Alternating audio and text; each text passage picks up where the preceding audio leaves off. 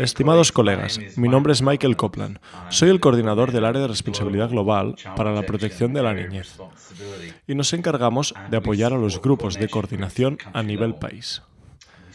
Ayudamos a identificar las necesidades de protección de la niñez y a organizar la respuesta entre las diversas agencias para asegurarnos de que lo que estamos haciendo es lo más eficaz y eficiente posible. Hoy voy a hablar con ustedes sobre diferentes grupos de niños y niñas que son de preocupación para nosotros. Asimismo, exploraremos una lista de los diferentes grupos y al final hablaré acerca del por qué es importante que entendamos las necesidades y riesgos específicos de estos niños y niñas, y en particular, para esta serie, sus necesidades en términos de salud mental y apoyo psicosocial. También es importante que trabajemos de manera sistemática reconociendo que un mismo niño o niña puede tener múltiples riesgos y debemos trabajar como parte de un sistema. Vamos a hablar de los siguientes grupos de niñez: niños y niñas con discapacidad, niños y niñas sin padres o responsable legal, niños y niñas asociados a fuerzas y grupos armados, niños y niñas en cuidado alternativo, niños y niñas en contacto con el sistema de justicia penal, niños y niñas de la calle, niños y niñas cabezas de hogar y niños y niñas en riesgo de matrimonio infantil. Y antes de ir a esos grupos específicos, algunos comentarios generales sobre cómo trabajar con estos niños y niñas. El primero es el acceso. El poder obtener acceso a estos niños y niñas puede ser algo difícil, poco claro y variable.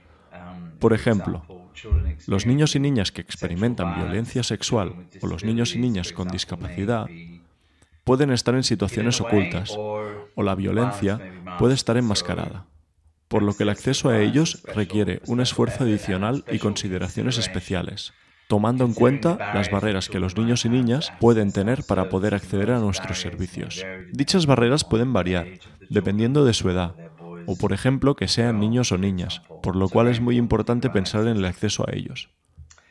Es de amplia importancia entender que cada niño o niña es diferente. Una solución única no sirve o aplica para todos. Mientras que todo antecedente brindado es relevante, también es crucial tener en cuenta un enfoque centrado en los niños y niñas, entendiendo las necesidades diferentes e individuales de cada uno. Trabajar con dichos niños o niñas puede ser laborioso, requiere mucho trabajo, compromiso y recursos. También como parte de su trabajo, les invito a acercarse con sus compañeros y con otras personas a buscar ayuda y apoyo. Otros también pueden tener la oportunidad de aprender de ustedes, así que acérquense a ellos en su trabajo. A menudo existen fuertes estigmas comunitarios acerca de estos niños y niñas, por lo que, si bien es importante que trabajemos directamente con ellos, también lo es el trabajar con sus familias o con quien cuiden de ellos. Es fundamental que se complemente ese esfuerzo con el trabajo a nivel comunitario, para mejorar el ambiente y asegurar que se cuenta con un entorno que permita a estos niños y niñas estar libres de estigmas y prejuicios. Intervenir de manera oportuna es de gran ayuda, mucho más eficiente, para lograr obtener mejores resultados y beneficiar a los niños y niñas antes de que las cosas continúen deteriorándose y se vuelvan peor. Explicaré los diversos grupos de niños y niñas haciendo referencia a algunas pautas, pero como parte de esta serie de vídeos, brindaremos una guía mucho más detallada. Existe mucha información disponible. Tómense el tiempo de revisar y familiarizarse con esa orientación. El primer grupo de niños y niñas del que quiero hablar son los niños y niñas con discapacidades. Es bien sabido que hay un alto número de niños y niñas con discapacidades viviendo en nuestras comunidades, y es posible que existan fuertes prejuicios y opiniones muy negativas sobre ellos, las cuales deben ser eliminadas. Algunas de estas opiniones pueden afectarnos a nosotros mismos y a nuestros colegas, por lo que debemos analizar nuestras propias suposiciones. Por ejemplo, Podríamos asumir que no podemos trabajar con niños y niñas con discapacidades. Para entender la situación, diseñar programas u obtener retroalimentación, ya que va a ser muy difícil organizar que puedan participar. Pero eso no es cierto. Sí, podemos trabajar con niños y niñas con discapacidades, y deberíamos hacerlo. Necesitamos no solamente enfocarnos en su situación o desafíos físicos, sino también en su situación emocional y de desarrollo, por lo cual necesitamos un punto de vista equilibrado y holístico. Hay suficientes guías disponibles en cómo tomar en cuenta y ajustar nuestras evaluaciones de necesidades y planeación de respuesta. Dicha guía está desarrollándose con el apoyo de DFID, UNICEF y ACNUR. Así que pedimos se familiaricen con la información y hagan un esfuerzo para asegurarse de que los niños y niñas con discapacidades forman parte de nuestro trabajo y son fundamentales para el mismo. Ellos tienen riesgos particulares, por ejemplo, la violencia física y sexual, la cual puede estar oculta, por lo que enfatizo hacer un esfuerzo adicional en términos de acceso y entendimiento. El siguiente grupo de niños y niñas del que quiero hablar son los que se encuentran solos o que han sido separados. Los niños y niñas pueden ser apartados de sus cuidadores en medio de una crisis, resultando especialmente susceptibles de ser reclutados por grupos armados para explotación sexual o cualquier otra forma de vulneración de sus derechos.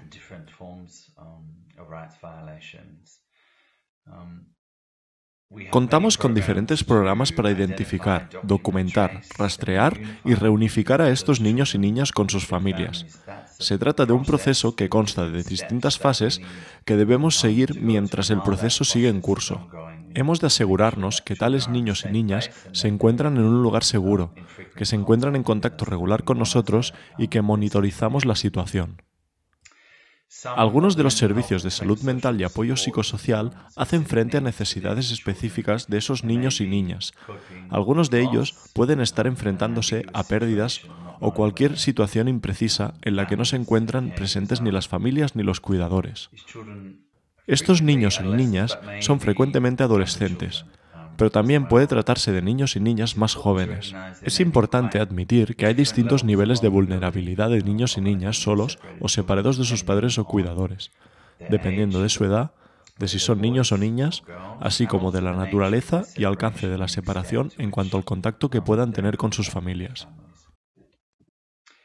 El siguiente grupo de niños y niñas del que quiero hablar es el relacionado con las fuerzas o grupos armados, ya sean como miembros de las Fuerzas Armadas públicas o reclutados en grupos paramilitares que operan en esos territorios.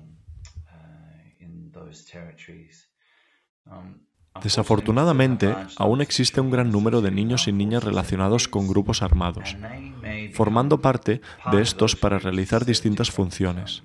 Pueden combatir, prestar cualquier otro tipo de servicios a esos grupos o incluso pueden ser explotados con fines sexuales.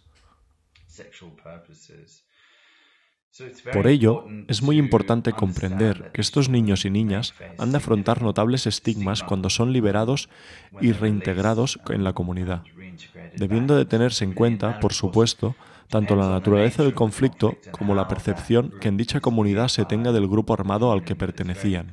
Pero también es muy importante trabajar conjuntamente tanto con la comunidad como con los niños y niñas a nivel particular, así como con sus familias para dar una respuesta completa a todas sus necesidades, tanto a nivel educativo, sanitario, de salud mental y apoyo psicosocial.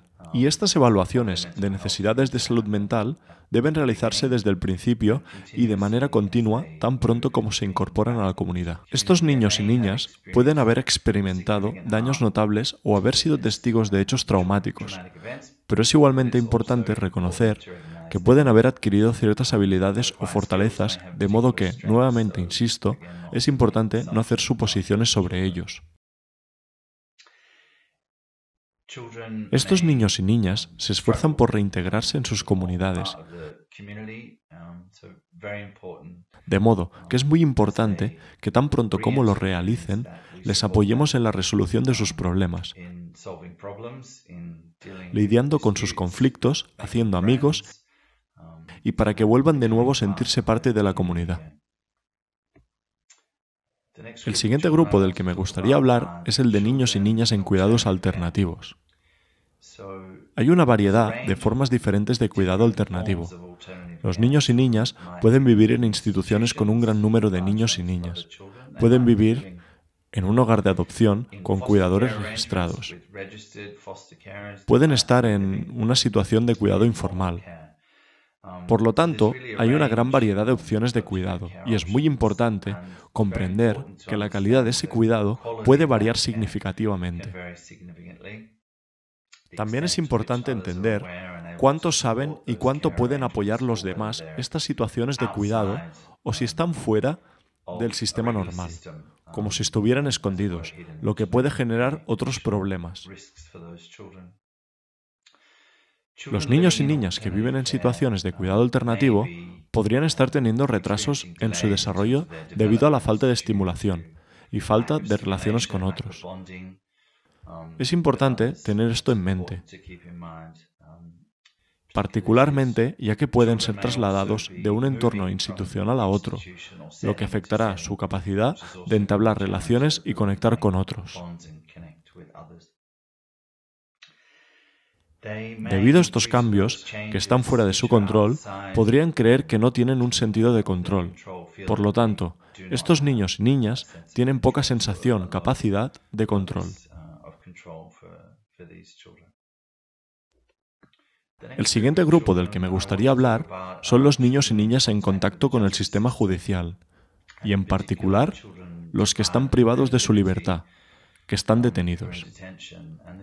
Puede deberse a varias razones, porque están involucrados con el sistema de justicia penal, pero también porque están privados de su libertad al sospecharse que son parte de un grupo determinado. Puede ser por migración. Desafortunadamente, hemos visto un aumento en la detención de niños y niñas por estas razones.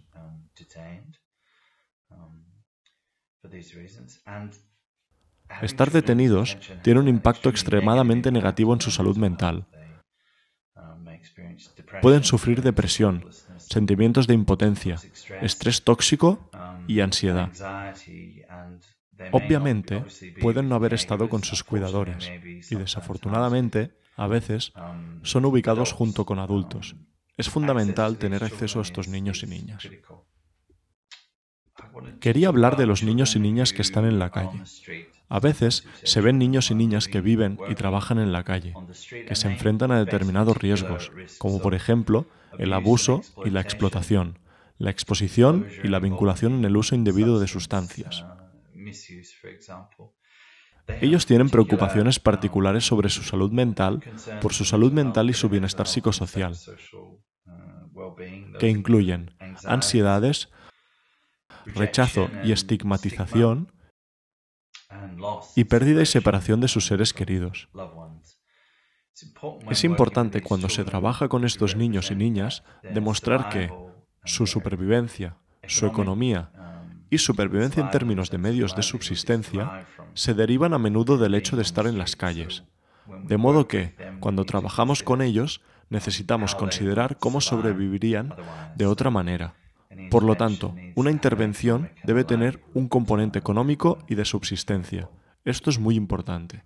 Hablemos de los hogares encabezados por niños y niñas, de forma que estos niños o niñas que gestionan y dirigen un hogar cuidando de otros niños y niñas son especialmente vulnerables. Ellos pueden enfrentarse a un estigma significativo. Una de las consideraciones clave cuando trabajamos con estos niños o niñas es cómo encontrar tiempo.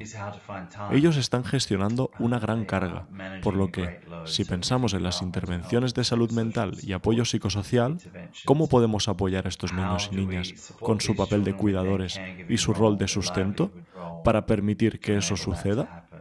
Tenemos que asegurarnos de que no estamos poniendo más estrés y presión en estos niños. Es posible que necesiten apoyo, por ejemplo, con la paternidad o maternidad, por lo que el hecho de apoyarles con esto les ayudará a tener tiempo para considerar sus propias necesidades de educación. Por ejemplo, el hecho de mirar su situación general es realmente importante. Puede que se sientan muy ansiosos, puede que estén separados de sus seres queridos y que tengan una sensación de pérdida. El siguiente grupo de niños y niñas sobre el que quería hablar son los niños y niñas que presentan un mayor riesgo de matrimonio infantil, en especial las niñas, que son aquellas con mayor riesgo de matrimonio infantil. Esto implica la existencia de importantes preocupaciones en materia de protección, por ejemplo, la violencia sexual, la venta de niñas o el tráfico con ellas. Puede que estén viéndose afectadas por necesidades especiales de salud mental y apoyo psicosocial, separación de sus seres queridos, depresión, sensación de desesperación, ansiedad. Es importante reconocer el papel que juega la educación, tanto al prevenir la imposición de un matrimonio prematuro de niños y niñas, como en términos de la respuesta que se les da. Existen numerosas necesidades sanitarias, por lo que se requiere un enfoque de comprensión cuando se trabaja con estos niños y niñas, en especial con las niñas. Por ello, es importante darse cuenta de que todos estos niños y niñas pueden estar experimentando algún tipo de violencia sexual y física. Ahora sabemos que los niveles de violencia que han sido experimentados por esos niños y niñas, tanto físicos como sexuales, son muy elevados. Por lo tanto, es muy importante que, mientras que hablemos de los diferentes tipos de niños y niñas, entendamos que todos estos niños y niñas pueden experimentar violencia emocional, física y sexual, y que lo tengamos en cuenta. Existen buenas estrategias para prevenir la violencia, por ejemplo, estrategias con base empírica, denominadas INSPIRE.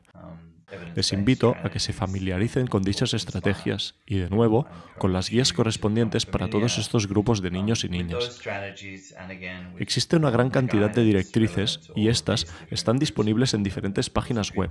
La página web del Área de Responsabilidad para la Protección de la Niñez, el Centro de Recursos de Save the Children y la Alianza para la Protección de la Niñez y Adolescencia en la Acción Humanitaria, que es el mejor lugar en el que buscar directrices técnicas sobre los diferentes grupos de niños y niñas. Además, disponemos de conexiones con el Centro de Recursos de Save the Children. Échenle un vistazo a los diferentes tipos de directrices. Quería comentar algo. Tal y como prometí, trabajaremos de forma sistemática. Así que, mientras que cada uno de estos grupos de niños y niñas puede que tenga determinados riesgos de protección y riesgos para su salud mental y bienestar psicosocial, es necesario entender, en primer lugar, que un niño o niña puede estar experimentando muchos de estos riesgos. Les proporcionaré un ejemplo. Una niña puede estar separada, por lo que ella está separada y no acompañada, y después puede ser reclutada a la fuerza por una fuerza armada o grupo armado, y formar parte de ese grupo armado. Estar casada con un comandante militar. Ella se ve afectada por un matrimonio infantil. Así, inmediatamente pueden ver que un niño o niña puede enfrentar diferentes vulnerabilidades en numerosas ocasiones, y por desgracia, estos niveles de vulnerabilidad a menudo convergen e interaccionan unos con otros. Esta era la primera cosa. La segunda cosa es pensar en el sistema en general con el que estamos trabajando. Es decir, cómo el sistema es capaz de apoyar a los diferentes niños y niñas con distintas necesidades para que tengamos una respuesta coordinada que reconozca las conexiones. Ante el hecho de tener que lidiar con muchos niños y niñas, es preciso considerar su nivel de vulnerabilidad. Por desgracia, tomar decisiones con respeto a quién priorizar, y para entender la vulnerabilidad, es importante que lo hagamos con los propios niños y niñas, hablando con ellos, hablando con sus cuidadores, hablando con sus profesores, hablando con los miembros de su comunidad para entender quiénes presentan un mayor nivel de vulnerabilidad, para que podamos priorizarlos, y evidentemente la edad del niño o niña, si son niños o niñas, y sus riesgos específicos. Esto es muy importante. Finalmente, en todos estos trabajos es importante que trabajemos con las normas mínimas. Tenemos para ello las normas mínimas para la protección de la niñez y adolescencia, que fueron presentadas recientemente. Los diferentes grupos de niños y niñas que he mencionado están citados aquí y es importante que se familiaricen con dichas normas e identifiquen cuáles son las más importantes para su trabajo y qué es preciso hacer para cumplir con dichas normas. Por último, de nuevo, diríjanse a sus colegas, a expertos técnicos para obtener apoyo y consejo, y además compartir sus experiencias. Estas serán muy valiosas para sus compañeros. Les deseo lo mejor. Gracias por dedicar este tiempo a estar conmigo y a escucharme. Y muchas gracias por su trabajo en la protección de la niñez y adolescencia y por apoyar su salud mental y bienestar psicosocial. Gracias.